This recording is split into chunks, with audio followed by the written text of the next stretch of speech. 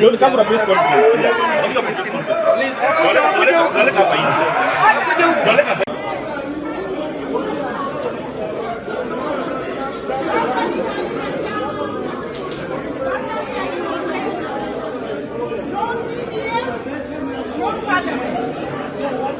The children of the poor must go to school. Kenyan children must go to school. Kenyan children must go to school. Bwana Yesu anameremeta.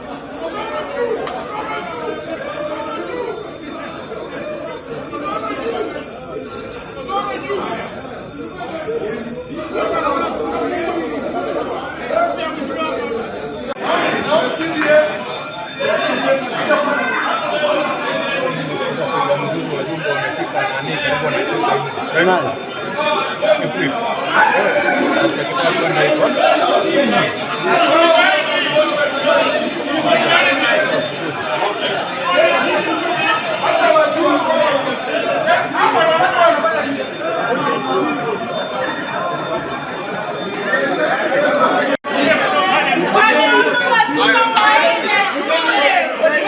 Waende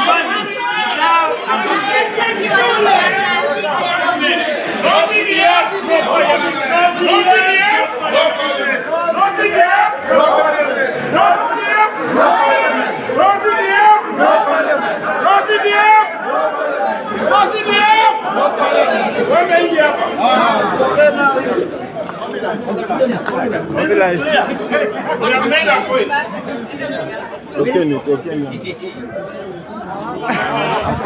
Hapa ni wengi. Present out atusia. Haya ndio hapo. Kena. A doctor, if he didn't go to school and he must leave everything, he comes back to Kenya and sort out this mess of CDF. What is he even doing there? Wherever he is, let him come and address this issue of CDF. Ladies and gentlemen, it is now 6 months since we passed that budget. 6 months. Now just a few days ago, we passed another supplementary. And now we are adding the more money in the supplementary. Yes, Kenyans through NDCDF have received zero money. So what we are saying, we are suspending any government business and we are not going on business until full money is taken to our constituencies. Schools are reopening. Projects have stalled. We have nothing to do. Some of us cannot even access their constituencies. We have to stick around in Nairobi waiting for something that is not coming. And on Thursday we are breaking for recess and they expect us to go home empty-handed. So we have suspended any government business if government exists until further notice. And you know, CDF is not money for MPs. It's not our money. This is money for Kenyans. It is taxes. It is not a favor. And I want people to understand that even the salaried people at home, the teachers, the nurses, they're struggling. Because with all the taxes now falling with their pay slips, they're not even able to take their children to school.